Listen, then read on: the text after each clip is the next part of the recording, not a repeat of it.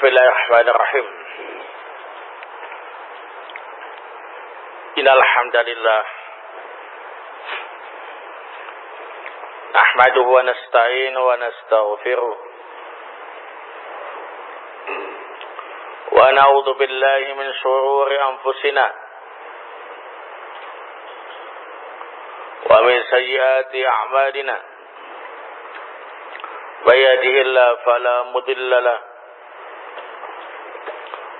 wa may yudlil fala hadiya lahu.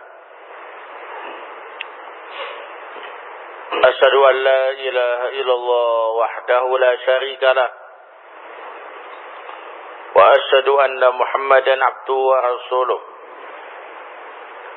Ya ayyuhalladzina amanu taqullaha haqqa tuqatih wa la tamutunna illa wa antum muslimun. Ya ayyuhan nasu taqu rabbakum alladzi khalaqakum min nafsin wahidah wa khalaqa minha zawjaha wa bassa minhuma rijalan katsiran wa nisaa wattaqullaha alladzi tasaaluna bihi wal arham innallaha kana 'alaykum raqiba. Ya ayyuhalladzina amanu taqullaha wa qulu qawlan sadida yuslih lakum a'malakum wa yaghfir lakum dhunubakum wa may yuti'illaha wa rasulahu faqad faza fawzan 'azima. Amma ba'd, fa inna asdaqal hadits kitabullah ta'ala wa khairal hadi hadi Muhammad sallallahu alaihi wa ala alihi wa sallam wa syarrul umur muhdatsatuha wa kullu muhdatsatin bid'ah wa kullu bid'atin dhalalah wa kullu dhalalatin finnar. Alhamdulillah, kita panjatkan puji dan syukur kehadirat Allah Subhanahu wa taala yang telah mempertemukan kita kembali di majelis ilmu ini dalam keadaan sehat walafiat setelah beberapa lama kita tak jumpa. Semoga pertemuan kita kali ini membawa manfaat dan barakah dari Allah Subhanahu wa taala. Amin ya rabbal alamin. Khanafatina azakumullah. Pada pertemuan kali ini akan kita lanjutkan kajian kitab Riyadhus Shalihin min kalami Sayyidil Mursalin karya Imam An-Nawawi rahimahullah. Kita masih masuk dalam bab tahrimud dzulmi wal amru bi raddil madzalim, haramnya kezaliman dan perintah untuk mengembalikan barang-barang yang diambil secara zalim. Kita sudah masuk hadis yang ke-209. Qala rahmata'ala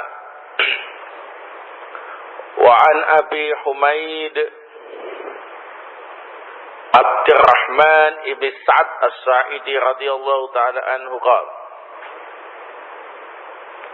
dari sahabat yang mulia Abu Humaid Abdurrahman ibn Sa'ad As-Sa'idi, semoga Allah Ta'ala meridhoinya, beliau pernah bercerita,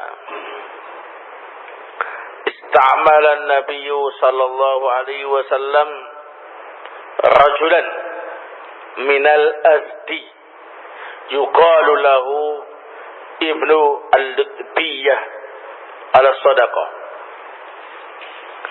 Nabi sallallahu alaihi wasallam menugaskan seorang laki-laki dari kabilah Al-Asdi yang bernama Ibnu Al-Lutbiyah. Naam. Ibnu Al-Lutbiyah. Ini namanya ialah Abdullah. Untuk memungut sedekah.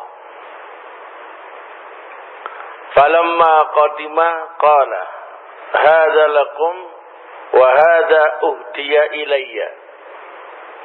Ketika Ibnu Al-Lutbiyah datang dari tugas mengumpulkan sedekah, dia berkata, ini untuk kalian, yang ini adalah sesuatu yang dihadiahkan untukku secara khusus. Faqama Rasulullah sallallahu alaihi wasallam 'ala al-mimbar fahamidallah wa athna alaihi. Semakal. Maka Rasulullah sallallahu alaihi wasallam beliau langsung berdiri naik mimbar. Beliau memuji Allah Subhanahu wa taala. Kemudian beliau berkhutbah. Amma ba'd, fa inni asta'miru ar-rajul minkum 'ala al-'amal mimma wallani Allah. Adapun setelah itu, sungguh aku telah menugaskan seorang laki-laki dari kalian untuk melaksanakan tugas yang Allah serahkan kepadaku.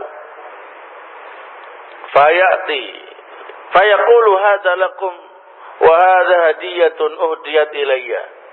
Kemudian laki-laki itu datang kepadaku dan mengatakan, yang ini untuk kalian, sedangkan yang ini adalah hadiah khusus untukku.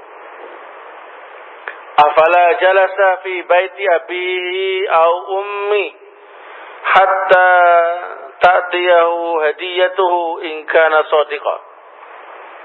Mengapa dia tidak duduk saja di rumah bapaknya atau rumah ibunya, kemudian hadiahnya datang ke tempatnya, kalau memang dia benar-benar jujur dalam perkara ini.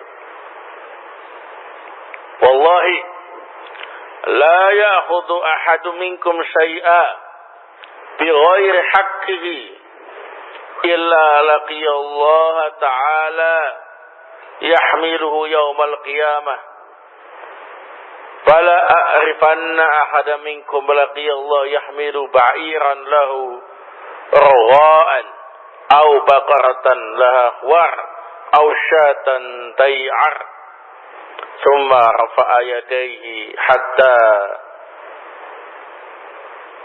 na'am ru'ya ufratu ibtayhi. Faqala Allahumma hal ballaghtu salasan tafaqun alaih. Demi Allah, janganlah salah seorang dari kalian mengambil sedikit pun yang bukan haknya. Karena kalau dia melakukannya, dia akan berjumpa dengan Allah Subhanahu wa taala. Dan Allah bebankan apa yang ia ambil itu pada hari kiamat. Aku sungguh tidak mengetahui seorang pun dari kalian yang berjumpa dengan Allah dalam keadaan memikul unta miliknya, yang kemudian unta itu bersuara, atau memikul sapinya yang bersuara, atau memikul kambingnya yang bersuara.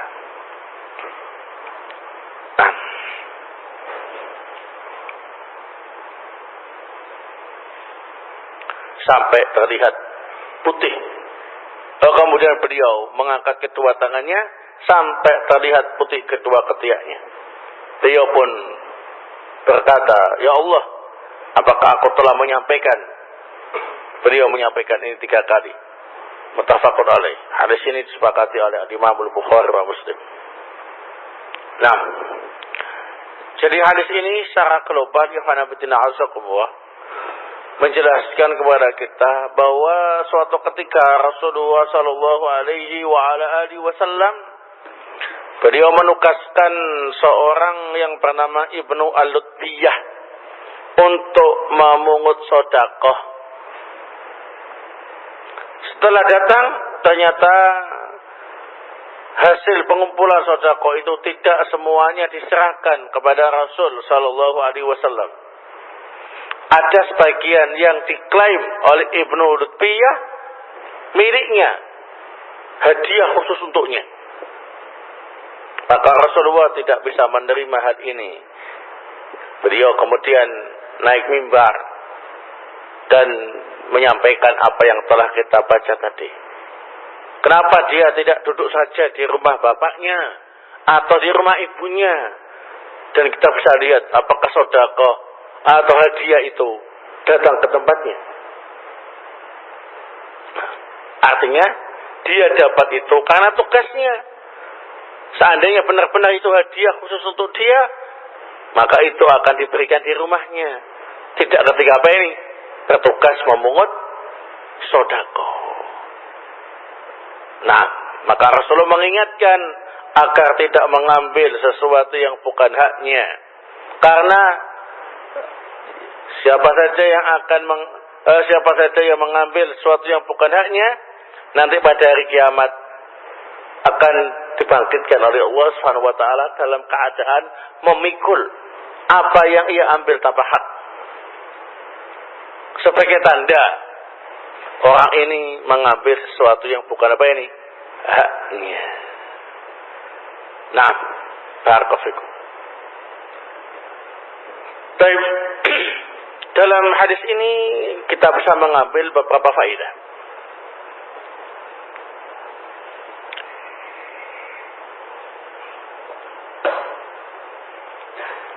Faedah yang pertama,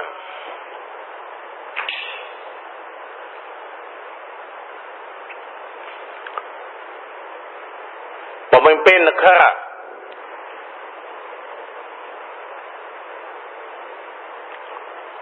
berwenang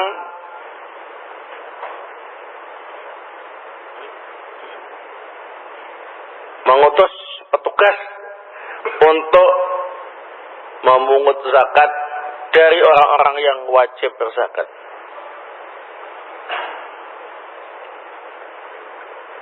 Dan mengelolanya.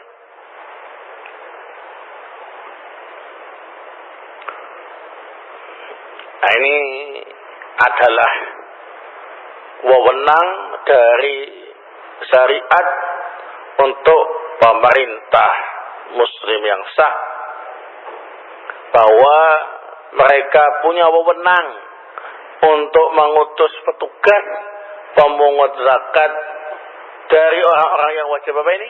Zakat. Dan punya wewenang untuk mengelola zakat itu. Nah, ini kalau difungsikan sebagaimana mestinya, insya Allah akan bisa memperbaiki keadaan ekonomi rakyat, khususnya apa ini? Kaum muslimin. Baik. Jadi ini disampaikan dikarenakan kita tinggal di suatu negara yang mana pemerintah belum mengambil alih wewenang ini secara penuh, sehingga kaum muslimin merasa bahwasanya memungut zakat itu dilakukan oleh lembaga-lembaga sosial. Begitu pemerintah menunjuk amil-amil zakat untuk mengelola, banyak yang protes, ya. Kemudian mengatakan negara tidak boleh mencampur urusan apa ini? Keagamaan umat. Padahal pemerintah muslim yang sah berwenang untuk apa ini? Mengelola zakat dan sedekah. Dengan mengetahui hadis ini, kita tidak kaget lagi. Jika ada pemerintah, mungkin bukan pemerintah pusat, tapi pemerintah daerah, atau bahkan pemerintah desa, yang kemudian menunjuk amil-amil zakat untuk memungut zakat-zakat dari orang yang berkewajiban mengeluarkan zakat, maka kita kalau memang menjadi salah satu dari orang yang wajib zakat, kita sahkan kepada mereka. Sah, pahalanya sempurna. Dan justru itu adalah wewenang mereka sebetulnya. Karena ada orang yang lebih tenang, lebih serak, ya, dikasihkan ke takmir masjid, ya, disahkan ke lembaga-lembaga sosial, ya. Nah, padahal mereka itu bukan apa ini? Utusan atau wakil dari pemerintah. Nah, dikiranya bukan wewenang apa ini? Pemerintah.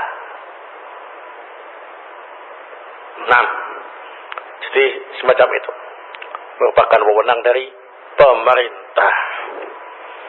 Seperti Rasulullah SAW menugaskan Ibnu Al-Lutbiyah untuk memungut sedekah. Kemudian yang kedua, hadiah yang diberikan kepada pegawai pemerintah ketika dinas termasuk suap atau riswah.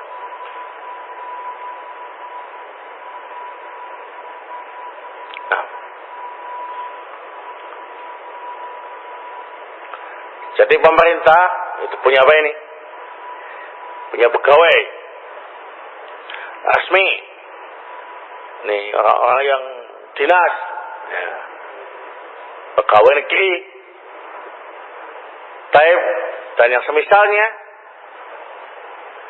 yang menjadi pegawai pemerintah, maka tidak boleh menerima hadiah gratifikasi, ya, ketika dinasnya, karena itu termasuk apa ini? Suap atau riswah. Nah, bagaimana kalau seandainya di luar dinas tidak ada kaitannya dengan tugas, barakallahu dari tetangga, urusan sama tetangga, atau dari keluarga, urusan sama apa ini? Keluarga, atau dari teman, urusan apa ini? Sesama teman, tidak ada kaitannya dengan tugas dan dinas, dan di saat tidak sedang bertugas, maka hari ini boleh. Kalau hukum asal saling memberi hadiah itu apa ini? Disunahkan. Seperti kakaknya ngasih hadiah adiknya ini pegawai pemerintah, ya. Nah, barakallahu. Tapi ngasihnya ini ialah kaitannya dengan adik sama kakak, terkait dengan hubungan apa ini? Keluargaan. Kalau kakaknya dapat rezeki, adiknya dikasih hadiah. Itu gak masalah. Nah, tapi kalau sedang dinas dan dalam rangka tugas, nah, terus dikasih hadiah, termasuk riswah. Suap, nggak boleh. Karena biasanya ada kepentingan di balik apa ini? Hadiah itu untuk memuluskan rencana. Itu tidak boleh. Nah, jadi harus ditolak, atau kalau seandainya nggak bisa ditolak, ya diserahkan kepada apa ini? Pihak yang berwenang. Nah, ini saya dapat hadiah ketika dinas, ketika tugas. Nah, dari salah satu masyarakat, dikasihkan kepada apa ini? Negara. Nah, terserah mau diapakan nanti. Karena masing-masing pegawai pemerintah itu sudah dapat apa ini? Gaji tetap, nah, uang operasional dan lain-lain yang sudah resmi dari apa ini? Negara. Sebagaimana Rasul SAW, beliau tidak mau menerima apa yang diucapkan oleh Ibnu Al-Lutbiyah, bahkan beliau menegur dengan keras. Katanya, ini setoran sodako. Yang ini aku dikasih hadiah sama seseorang. Ketika Abah mengut apa ini? Sedekah. Maka Rasulullah pun nggak berkenan dengan hal itu. Kamu nggak duduk saja di rumah ibumu atau bapakmu. Coba lihat, ada yang ngasih kamu. Gitu. Artinya, seandainya engkau duduk di rumah bapakmu atau ibumu, kamu nggak akan dapat apa ini? Hadiah semacam ini. Nah, kamu dapat hadiah di saat tugas dan dinas, maka itu tidak boleh. Baik, faedah yang ketiga.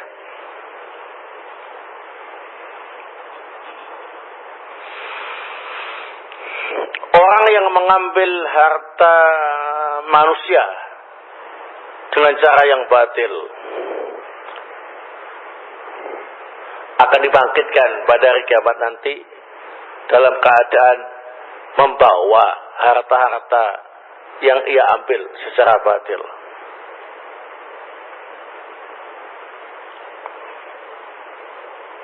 Nah, jadi umat manusia ketika dibangkitkan dari alam kubur itu keadaannya macam-macam. Ada yang dibangkitkan dalam keadaan seperti orang yang kesurupan. Siapa mereka? Mereka itu adalah penggemar riba. Ya, orang-orang yang makan riba belum bertaubat sampai mati, nanti ketika dibangkitkan dari alam kubur, bangkitnya dalam keadaan apa ini? Seperti orang kesurupan, jin. Jadi semua tahu, oh ini berarti suka makan riba ketika di dunia. Baik. Termasuk mereka-mereka yang mengambil harta yang bukan haknya dengan cara yang batil, maka akan dibangkitkan pada hari kiamat nanti dalam keadaan dia membawa harta-harta yang ia ambil tanpa hak. Ngambil unta ya bawa unta, ngambil kambing ya bawa kambing, ngambil sapi ya bawa apa ini? Sapi. Maka dalam hadis ini dikabarkan untanya, sapinya sama kambingnya berteriak-teriak. Sehingga yang lainnya pada apa ini? Melihat orang itu. Nah, baik, barakallahu. Kemudian faedah yang keempat.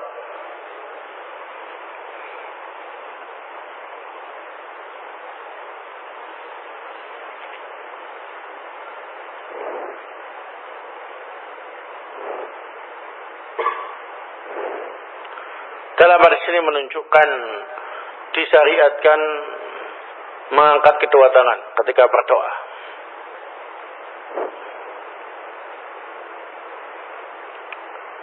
Thumma rafa'a yadayhi hatta ru'ya ufratu ibtayhi faqala Allahumma hal ballaghtu. Setelah Rasulullah menyampaikan nasihat tadi, maka beliau pun mengangkat kedua tangannya sampai kelihatan putih kedua ketiak beliau sambil membaca Allahumma hal ballaghtu. Yang menunjukkan disyariatkan mengangkat kedua tangan apa ini? Ketika berdoa. Baik. Selanjutnya, hadis yang ke-210. Qala al-Imam An-Nawawi rahimahullah ta'ala wa an Abi Hurairah radhiyallahu anhu 'anil Nabi sallallahu alaihi wasallam qala. Dari Abu Hurairah semoga Allah taala meridhoinya, dari Nabi sallallahu alaihi wa ala alihi wasallam, beliau bersabda,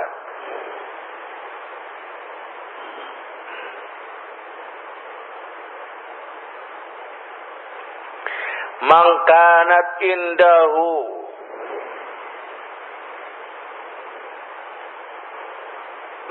madlumatun di akhihi min irdihi aw min syai'in falyatahallalhu minhu al-yawm qabla an la yakuna dinaran wala dirham. Barang siapa yang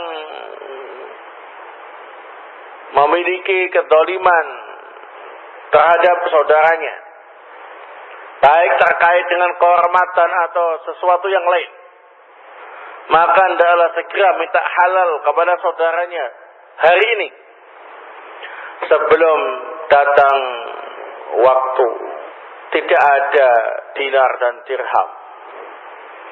In kana lahu amalun salih ukhidha minhu biqadari madrimatih. Jika dia memiliki amal salih, maka akan diambil amal salih itu oleh saudaranya, tergantung kezalimannya.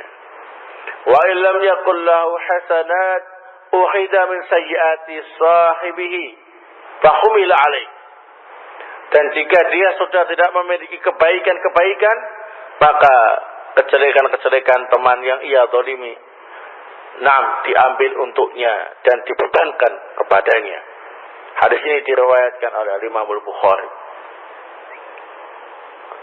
Hadis ini cukup jelas tentang haramnya perbuatan zalim dalam segala bentuknya, baik menzalimi kehormatan seseorang atau menzalimi sesuatu yang lain. Jadi semua kezaliman itu jelek, semua kezaliman itu tercela, semua kezaliman itu apa ini? Haram. Yang kedua,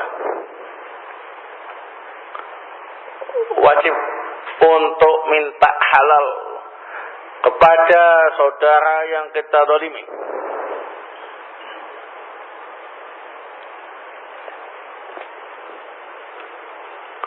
Nah, dengan segera dan tidak ditunda-tunda.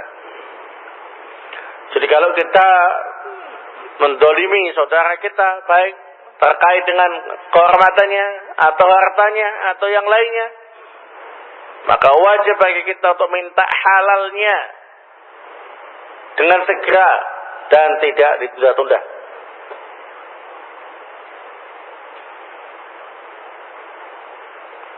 Yang ketiga,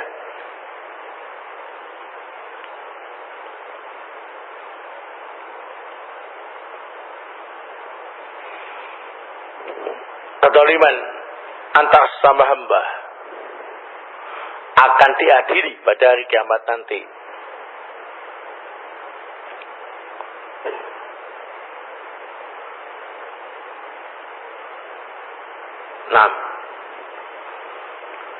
Jadi tidak kemudian dianggap selesai, tapi diadili secara khusus oleh Allah Subhanahu wa taala.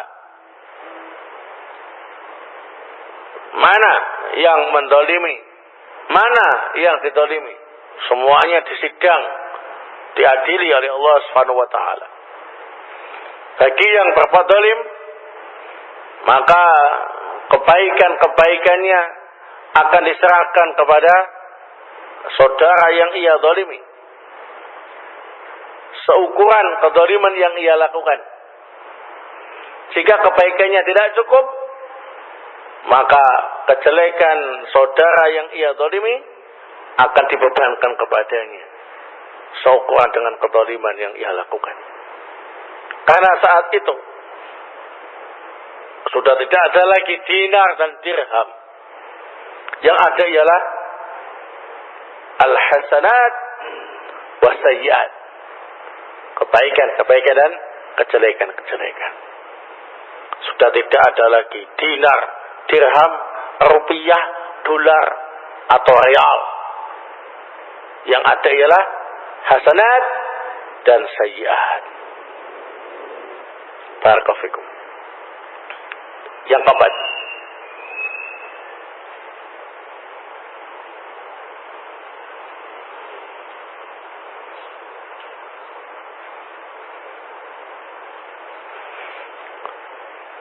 mengimani bahwa kebaikan dan kejelekan akan ditimbang pada hari kiamat nanti.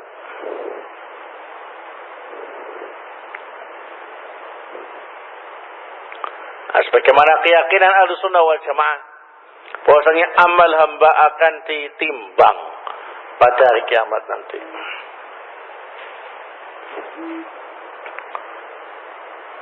Amalannya ditimbang, catatannya ditimbang, orangnya juga ditimbang.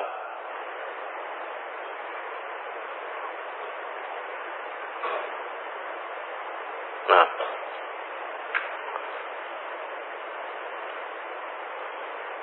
berat dan ringannya timbangan tergantung apa ini? Kebaikannya. Kalau kebaikannya banyak, maka berat timbangannya. Kalau kebaikannya sedikit, maka apa ini? Ringan timbangannya. Jadi berat dan ringannya timbangan tergantung apa ini? Kebaikannya. Jadi dalam Quran disebutkan,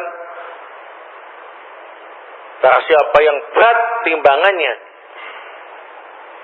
apa barang siapa yang ringan timbangannya, nah, itu langsung dipahami. Berat kebaikannya dan ringan kebaikannya. Baik. Bagaimana cara menimbangnya? Allah Subhanahu wa taala Maha Kuasa. Apa yang terjadi nanti di hari kiamat, di akhirat nanti, itu sudah bukan seperti yang terjadi di dunia. Semuanya serba berbeda.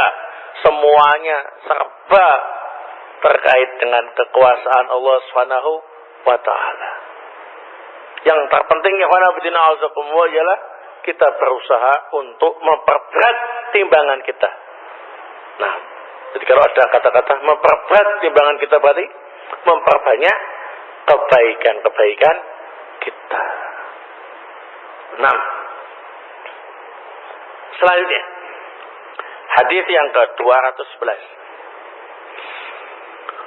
Wa an Abdullah ibn Amr ibn al-As radhiyallahu taala anhuma, 'anin Nabi sallallahu alaihi wasallam qala. Dari sahabat yang mulia Abdullah ibn Amr ibn al-As, semoga Allah taala meridai keduanya, dari Nabi sallallahu alaihi wa ala alihi wasallam, beliau bersabda, al-muslimu man salimal muslimuna min lisanihi wa yadihi wal muhajiru man hajara ma nahallahu anhu. Muttafaqun alaih wa lafdzul Bukhari. Seorang muslim sejati adalah seorang muslim yang muslim lain selamat dari gangguan lisan dan tangannya.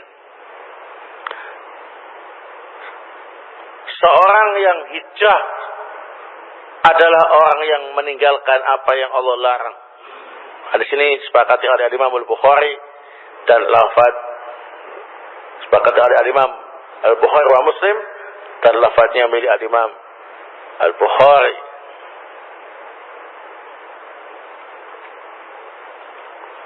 Nah,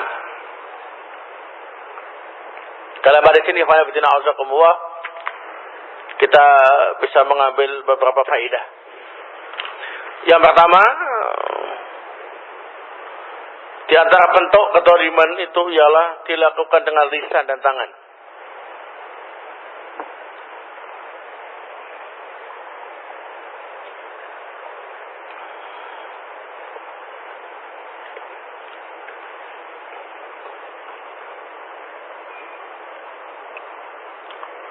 Nah, jadi lisan bisa dipakai untuk mendolimi orang lain. Tangan juga bisa dipakai untuk mendolimi orang lain. Lalu lisan dengan apa ini? Pernyataannya. Nah, pernyataannya itu Masya Allah, menghabisi saudaranya dari ujung rambut sampai ujung kaki tanpa hak.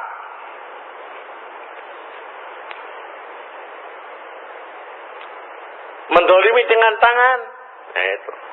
Tangannya digunakan untuk mukul atau mengambil harta saudaranya tanpa hak. Atau yang semisalnya. Yang kedua, ciri seorang muslim sejati ialah menahan lisan dan tangannya agar tidak mendolimi saudaranya. Ini susah, ya, tapi bukan sesuatu yang mustahil. Jadi kita jaga lisan kita, jangan sampai mengucapkan sesuatu yang menyebabkan kehormatan saudara kita jatuh. Kita jaga lisan kita, jangan sampai kita mendolimi saudara kita. Kita jaga tangan kita, jangan sampai mendolimi saudara kita. Nah, tangan ini juga pakai untuk tulis di medsos, hujatan atau penghinaan atau yang lain, ya. Walaupun lisannya tidak berbicara, tapi tangannya bergerak mewakili lisannya, sama saja. Kalau dikirim ke 1000 orang, ya, nah, lebih ganas lagi, nggak pakai bicara itu, pakai apa ini? Tangan. Muslim yang baik menghindari itu semua, sehingga saudara-saudaranya itu merasa aman dari gangguan lisannya dan tangannya. Itu muslim yang sebenarnya. Kalau kita saksikan di zaman sekarang ini, ya, langkah orang-orang semacam itu. Banyak yang dengan mudahnya mengucapkan kata-kata yang mendolimi saudaranya. Dengan mudahnya tangannya menuliskan tulisan-tulisan yang menjatuhkan harkat dan martabat saudaranya tanpa hak. Baik, maka hati-hati dari hal itu. Kemudian yang ketiga,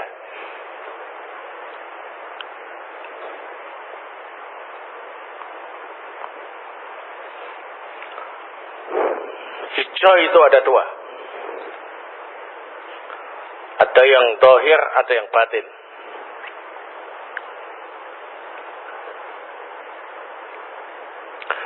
Hijrah itu ada dua. Ada yang zahir, ada yang batin. Hijrah yang zahir itu adalah pindah dari negara kafir ke negara Islam, dari lingkungan yang jelek ke lingkungan yang baik, atau yang semisalnya. Hijrah dengan fisik istilahnya, ya. Hijrah zahir itu ialah hijrah dengan apa ini? Fisik. Adapun hijrah yang bersifat batin, itu meninggalkan apa yang Allah larang. Ya.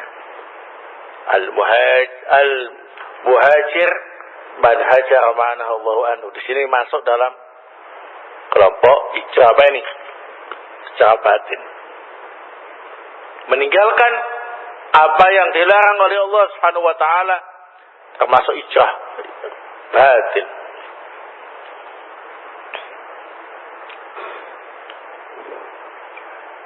Baik. Bisa jawab. Masih 1 menit. Baik. Ini ada pertanyaan. Menerima hadiah dari wali murid secara pribadi di sekolah. Biasanya wali murid beranggapan supaya anaknya diperhatikan, apa yang termasuk suap, ahsan tarku, sebaiknya ditinggalkan, ya. Nah, karena kalau sekolah-sekolah biasanya itu dinas, ya, di PNS, sudah ada pengawasnya, hati, ya. apalagi dalam rangka tujuannya untuk mengkhususkan anaknya atau meluluskan anaknya atau supaya anaknya naik kelas atau yang lain, maka jangan dilakukan. Jelas tujuannya ya. Nah, supaya anaknya diperhatikan.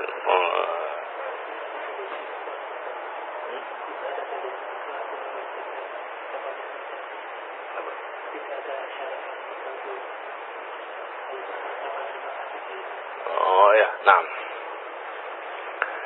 Jadi kalau bisa ngasih itu di luar sekolah, ya. Nah, tidak jam-jam apa ini, dinas, ya. Nah, misalkan ke gurunya ucapan terima kasih ya atas bimbingan terhadap anak saya selama ini, enggak masalah, ya. Enggak ada kaitannya. Ini jelas ini, Bu. Kalau tujuannya kayak gini, dikasih, Pak, sedikit, tolong Pak, harus saya perhatikan. Itu kan main mata, ya. Ini anaknya luluskan, rapotnya diperbagus, ya. Nah, atau yang lain, taib asantarku, sebaiknya tinggalkan. Tapi kalau ucapan terima kasih, ya. Nah, ya sampaikan kepada semua. Yang ngajar anaknya gak cuma satu, ya, ya. Kasihkan ke sekolah, ini tolong dibagikan, ya, kue untuk semua guru di sekolah anak saya. Nah, mau masalah. Kalau tahsis secara khusus, apalagi sedang dinas, nah, apalagi tujuannya jelas supaya anak emaskan anaknya. Nah ini asantar sebaiknya ditinggalkan. Baik, jadi sekedar ucapan terima kasih, tak masalah, ya. Nah, baik, jadi di antara yang perlu diperhatikan ialah tujuan memberi hadiah itu. Kalau tujuannya adalah sebagai sarana untuk melakukan kecurangan, itu nggak boleh. Kalau semata-mata ucapan terima kasih, nah, atas jasa-jasa dan ilmunya, ya nggak masalah. Tapi sekali lagi, kalau bisa di luar jam apa ini, dinas di sekolah. Nah, karena sekarang banyak badan pengawas, ya. Nah, jadi kalau sampai ketahuan, bisa dipidana. Ya, kalau dulu kan kayak apa namanya itu, pengadaan buku-buku sekolah, ya kan. Nah, biasa kan sales-sales itu ngasih hadiah khusus, guru yang bisa memasukkan produknya. Hanya semua siswanya diwajibkan untuk apa ini? Beli ini. Gitu. Kayaknya pemerintah kemudian melarang itu semua. Hanya buku-buku sekolah langsung dari pemerintah. Diusut. Jadi sebaiknya hal-hal semacam itu dihindari. Hadiah-hadiah khusus itu, ya. Nah, hadiah-hadiah sifatnya umum, masalah pribadi, gak ada kaitannya dengan apa ini, tugas. Nah, gak masalah. Hukum asalnya gak apa-apa.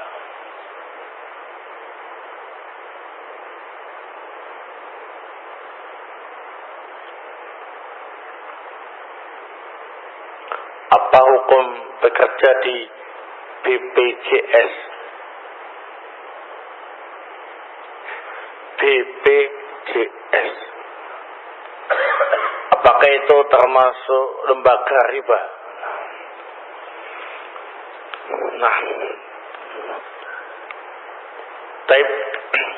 ini khawatirin azakumullah, setelah banyak yang mengkaji masalah BPJS, ini kesimpulannya masih rawan dengan unsur riba. Ya, ahsan tarku. Sebaiknya cari kerjaan yang lain. Nah, ini minimal meragukan. Ya, maksimal masuk dalam apa ini? Lembaga riba. Ya. Baik. Sudah keluar fatwa MUI dan yang semisalnya ya, tentang masalah BPJS.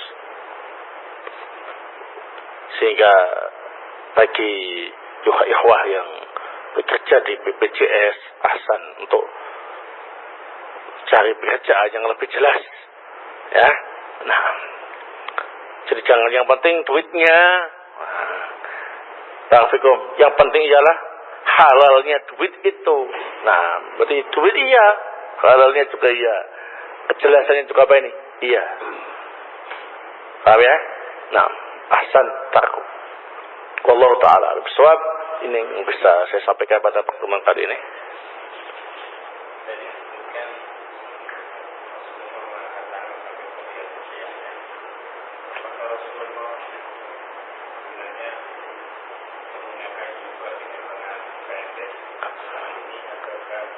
Ya. Ya, bisa jadi seperti itu. Jadi mengangkat kedua tangan sampai kelihatan putih kedua ketiaknya. Berarti pakai jubah yang apa ini? Lengan pendek. Ya. Itu enggak masalah. Taib. Barakallahu. Bukan berarti harus lengan pendek itu. Berarti saat itu lengan pendek sehingga ketika apa ini? Kelihatan putih ketiaknya. Karena kalau lengan panjang, kelihatan putih ketiaknya, sobek.